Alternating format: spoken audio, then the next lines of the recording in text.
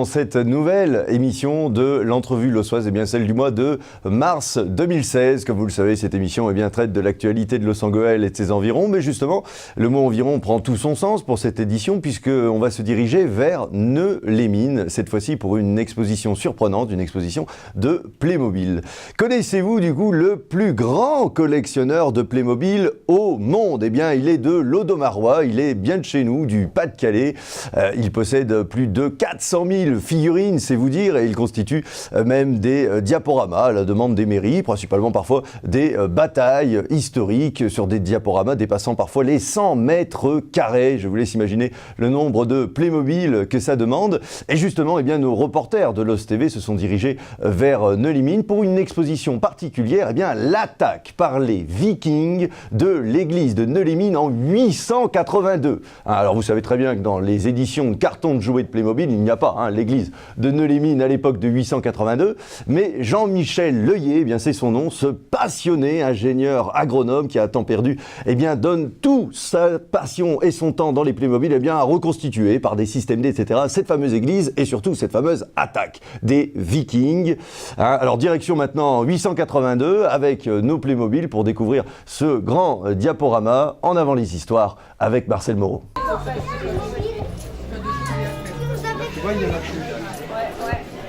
Bonjour, donc bienvenue à Neu-les-Mines. Jean-Michel Leuillet, je me présente. Je suis donc concepteur de diorama Playmobil. Je collectionne ce jouet depuis maintenant plus de 40 ans avec ma femme. Mes parents d'ailleurs nous ont rejoints pour nous aider à l'installation ainsi que mon fils. Donc c'est une collection familiale et qui est transmise, j'espère, de génération en génération, qui se transmettra. Donc ici à Neu-les-Mines, nous avons réalisé un plateau principal de 100 mètres carrés sur lequel on peut découvrir Vitris, qui est le premier nom de Neu-les-Mines en 882 après Jésus-Christ, où les Vikings sont venus littéralement détruire la ville.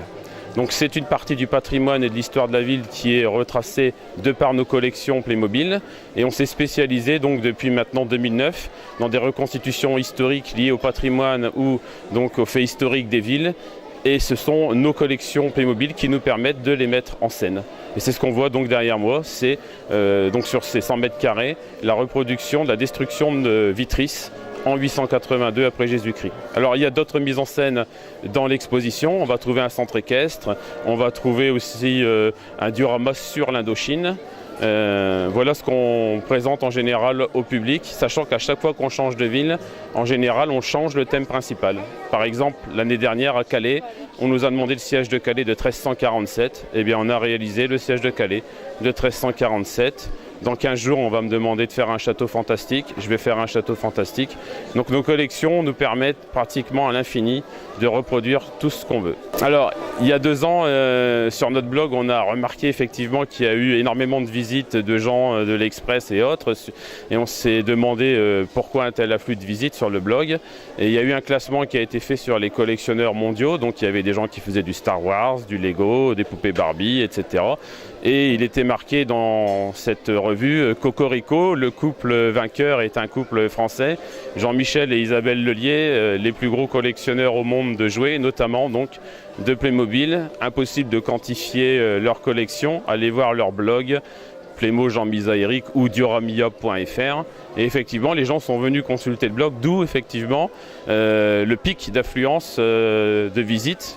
Et on a compris voilà, que le classement avait été fait à notre insu d'ailleurs, mais peu importe, on savait qu'on était parmi les plus grands collectionneurs au monde. Ce qui nous importe, nous, c'est que les gens sachent que quand ils viennent nous voir, ils vont assister non pas à une bourse aux jouets, mais à un spectacle qui correspond à toute partie d'histoire de la ville ou de son patrimoine. Et c'est ça qui est intéressant, c'est qu'il y a un contenu. Au-delà de l'exposition, on présente aux gens un contenu et c'est ça qui leur plaît. Alors, pour 2 raisons. La première, 1 an à l'avance, parce que les projets, il faut les mûrir, il faut les concevoir, il faut les travailler au niveau historique. Donc ça demande énormément de recherche. Il y a aussi des choses qu'il faut créer. Donc si les villes, effectivement, souhaitent une exposition, on va dire en 2017, elles ont finalement que le premier semestre 2016 pour se manifester. Alors on a cette année 22 villes qui ont été retenues en exposition. Et on a déjà, en général, quand on fait une exposition, je remercie le public, on a un tel afflux de visiteurs que tout le monde nous redemande déjà l'année suivante. Donc il est de plus en plus compliqué de trouver des créneaux pour des nouveaux événements. Néanmoins, bon, en travaillant énormément, on réussit parfois à trouver des solutions et on fait tout pour. Bien, merci. Merci à vous. Et voilà, une véritable passion dévorante. Vous avez vu donc sur ce diaporama la fameuse attaque des Vikings sur l'église de Neu-les-Mines en 882. Alors d'ailleurs, pour la petite anecdote, en 882, Neu-les-Mines, ça s'appelait Vitris.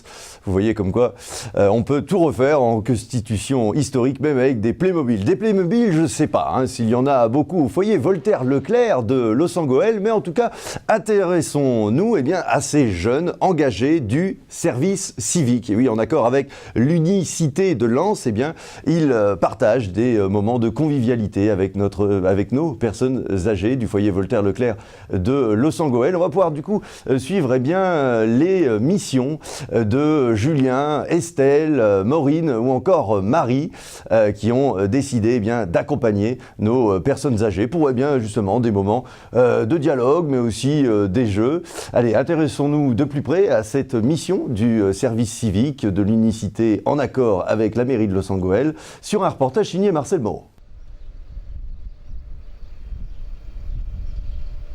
Alors ce matin, nous allons à la rencontre de Marie, Maureen, Benoît, Julien, qui se sont engagés auprès d'Unicité pour effectuer une mission, un service civique, auprès des personnes âgées isolées. Donc moi c'est Marie. Moi je m'appelle Maureen. Moi je m'appelle Benoît. Moi c'est Julien. C'est quoi un service civique? Alors notre toute première mission au foyer, c'est de se faire connaître auprès des personnes âgées qui souffrent d'isolement pour leur apporter un accompagnement, une visite, je sais pas comment. Un peu de bonne humeur, par exemple? Oui, de la convivialité. De façon quotidienne. Alors votre journal se compose de quoi? Parce que vous effectuez un service de 8 mois et votre journal se compose de quoi? Vous n'êtes pas 7 heures ou 8 heures sur le terrain avec les personnes? On a une demi-journée de préparation et ensuite on a une demi-journée d'action. Moi, je suis coordinatrice d'équipe et de projet à Unicité Lens. Donc, c'est moi qui encadre notamment les cadres volontaires qui sont sur la ville de Los-Angeles. Mais au-delà de ça, j'encadre en tout 24 volontaires. L'identification des personnes âgées, elle se fait par des professionnels de la ville. Et moi, après, je coordonne la suite du projet et je m'assure que les visites à domicile, elles se passent de manière hebdomadaire et que les volontaires accompagnent les personnes âgées sur différents axes. Autant des visites de convivialité, faire des jeux de société et également pouvoir échanger sur leur savoir-faire et justement créer un lien intergénérationnel.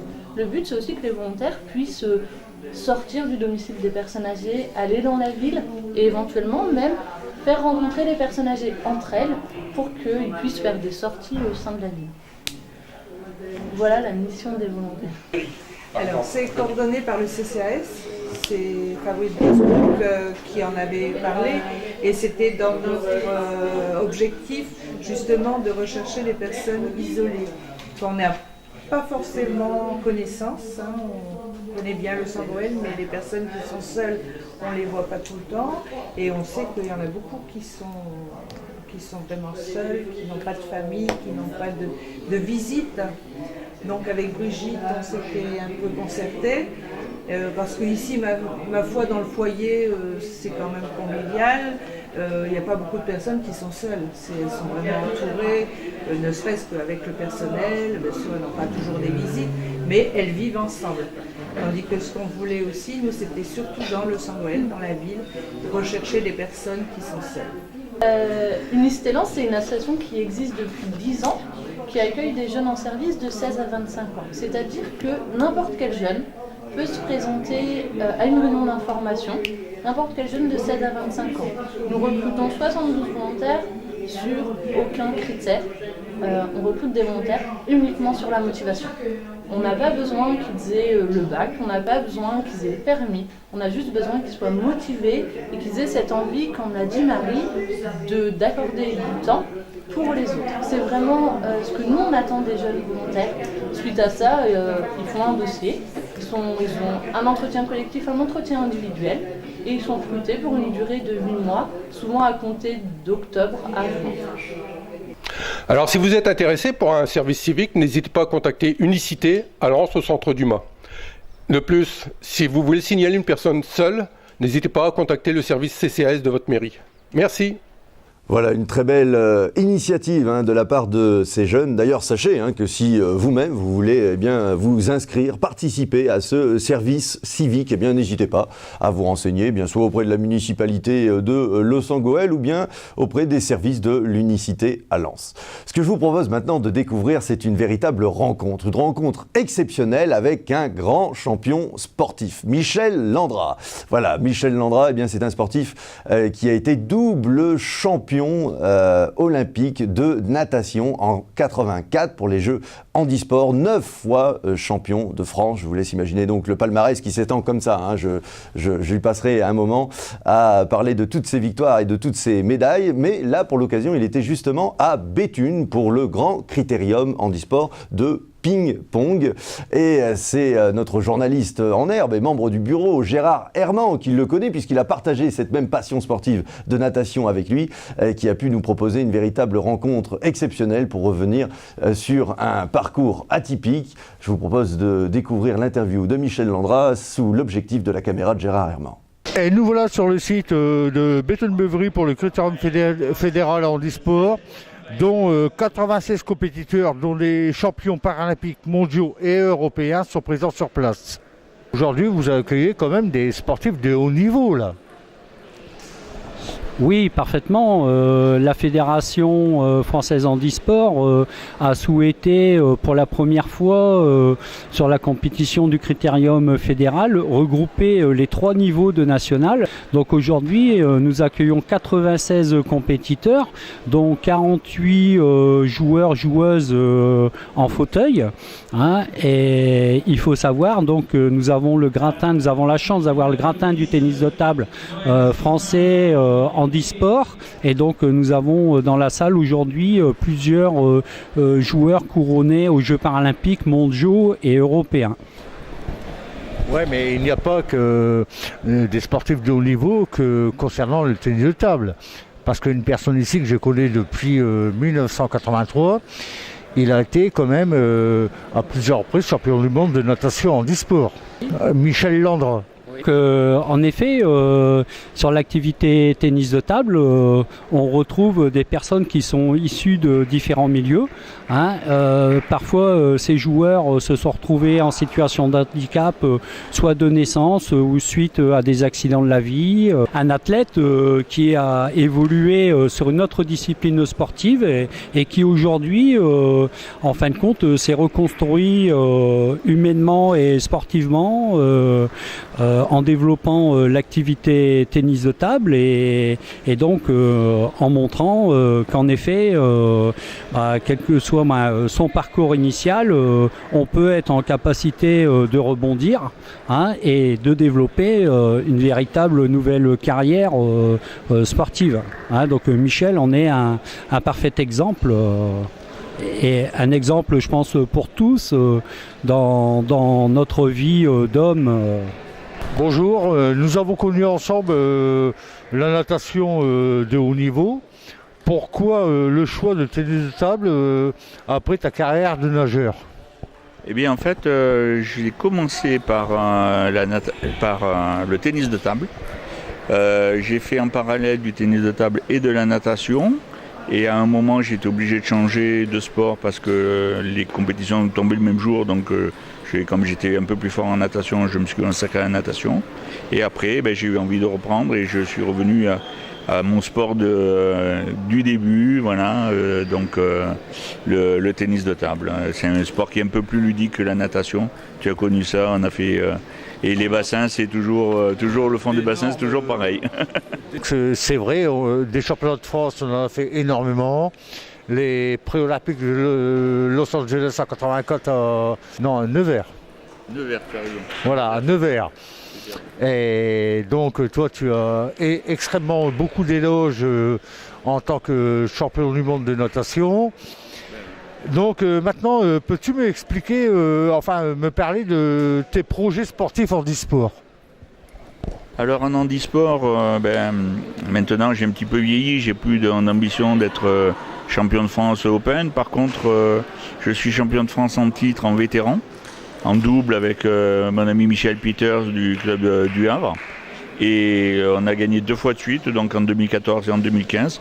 Et l'année prochaine, très probablement qu'on va essayer de gagner de nouveau pour la 3e fois le titre de champion de France en double. Une très belle rencontre donc avec ce double champion paralympique, c'était en 84 et maintenant c'est une autre passion qu'il a, le ping-pong handisport. Et c'était en plus un compagnon de natation, vous voyez, d'un de nos journalistes, Gérard Herman. D'ailleurs sachez que le reportage a été un petit peu raccourci en fait pour l'entrevue lossoise, mais si vous voulez découvrir l'intégralité du documentaire sur ce sportif Michel Landrat, bien c'est possible, tout simplement sur notre plateforme YouTube, sur la chaîne LOS TV. Comme convenu, chaque mois un invité, et là aujourd'hui presque un invité particulier puisque finalement c'est un web téléspectateur de LOS TV, Francis Gaudret, bonjour. Alors Francis, vous nous avez envoyé un message pour nous parler en particulier d'un film. Ce film c'est Un clair de lune à Maubeuge. Voilà, alors, tout le monde connaît ce fameux vinyle 45 tours de Bourvil. Tout ça ne vaut pas. Ce clair de lune à Maubeuge. Ce qu'on sait moins, c'est que c'est un film qui a été tourné dans la région Nord-Pas-de-Calais et il y a même une séquence qui est tournée à Los-en-Gohelle, en fait à la base du 11-19. Est-ce que vous pouvez nous en dire un peu plus sur ce film, ce fameux clair de lune à Maubeuge? En fait, c'est un chauffeur de taxi qui est auteur-compositeur et puis il s'est fait une chanson et cette chanson, Clair de lune à Maubeuge, est devenu un succès fou, ce qui fait que il a été propulsé un peu à haut niveau dans la région. Il participe à une sorte de radio-crochet de l'époque. C'est Pierre Perrin qui joue le chauffeur de taxi. Et donc après, il entreprend une tournée, un peu la nouvelle star locale dans tout le Nord-Pas-de-Calais. On voit pas mal de villes, il n'y a pas que Los-en-Gohelle, je crois. Tourcoing, Maubeuge. Naturellement. Voilà. Alors, ce qui est assez surprenant aussi, c'est le casting du film. Moi, quand j'ai reçu la jaquette, je suis assez tombé des nues. On a Michel Serrault, on a Sylvie Vartan, on a Henri Salvador, Claude Brasseur, Maria Pacom, pour ne citer que. Et alors aussi, parce que vous avez pu me montrer quelques extraits, on a Jean Lefebvre qui a un rôle formidable dans ce film. Il est au fond de la mine, il est mineur.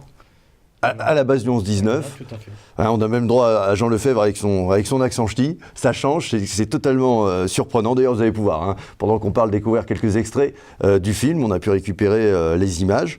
Et le plus surprenant, c'est que non seulement vous nous rapportez cette perle, ce film que personne ne connaît, qui est tourné en 62 par Jean Chéras à Los-en-Gohelle, mais vous n'avez pas fait que découvrir ce film parce qu'en fait, vous avez tourné dedans. Ben voilà, je suis figurant un peu...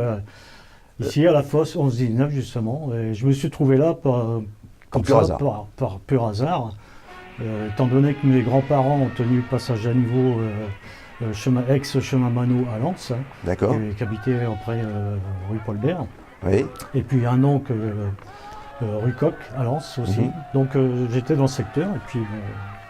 Donc vous étiez juste à côté, quoi. Et finalement, on était tout un groupe à courir, des jeunes comme moi. Alors, on vous reconnaît dans le film, on a vu cette séquence. Ça doit être. Donc c'est pas évident à trouver parce que finalement ce film-là, vous me l'avez rapporté en DVD, vous avez fait un peu la confection de la jaquette. C'est un film qui existe qu'en VHS, quoi. Tout à fait. Et qui est assez rare. D'ailleurs, sachez à LOS TV, les choses sont bien faites, vous pouvez contacter la rédaction. Si jamais vous avez ce fameux VHS, cette fameuse cassette d'un clair de lune à Maubeuge, ça nous intéresse énormément. Et d'ailleurs, pour vous, c'est devenu une véritable passion, parce que vous êtes venu avec pas mal de 45 tours, en fait, de votre collection. Alors, on retrouve le classique de Pierre Perrin, ce clair de lune à Maubeuge, celui-là que je vous présente. On a aussi celui de Bourvil. Et en fait, c'est une chanson qui a été reprise par énormément d'artistes. Oui, il y a... André Verschuren aussi qui a fait Clair de lune à Maubeuge, et puis on a Annie Cordy, Fernand Reynaud, Annie Cordy. Voilà, et d'ailleurs vous me le confiez juste avant l'émission, vous n'avez pas ce fameux 45 tours d'André Verschuren, pareil, au cas où si on peut l'avoir par le biais des... Bien d'autres encore peut-être. Oui, ça a été énormément repris. En tout cas, c'est une très belle collection. Écoutez, merci beaucoup, en tout cas, Francis, de nous avoir présenté ce film. Merci. Et puis, sachez vous-même que si vous avez, pourquoi pas, justement, des choses aussi intéressantes à raconter, vous pouvez nous envoyer un message à la rédaction de LOS TV. On n'y manquera pas d'ailleurs, d'en parler dans nos entrevues lossoises. Je vous remercie, cette entrevue est désormais terminée. Je remercie d'ailleurs toute l'équipe technique pour la conception de cette émission. Ils étaient nombreux aujourd'hui avec Jacques, Marcel, Fabien, Bernard, Gérard et Jackie. Vous voyez, toute l'équipe technique pour cette émission de l'entrevue lossoise. Et comme d'habitude, je vous donne rendez-vous au mois prochain. D'ailleurs, j'en profite pour faire ma propre promotion. Si vous souhaitez me voir, je serai sur les planches du foyer Omer Caron avec mon spectacle Hommes-Femmes, Mode d'emploi le 5 avril au soir. N'hésitez pas d'ailleurs si vous voulez me découvrir aussi dans un autre univers, dans le registre comique. Cette fois-ci, ça sera un plaisir de vous retrouver. Je vous conseille aussi d'aller voir l'émission de Marie-Christine, le fameux Café Surprise. N'hésitez pas. C'est à découvrir aussi sur notre plateforme LOS TV. Quant à moi, je vous donne rendez-vous tout naturellement au mois prochain. Merci à vous. À bientôt.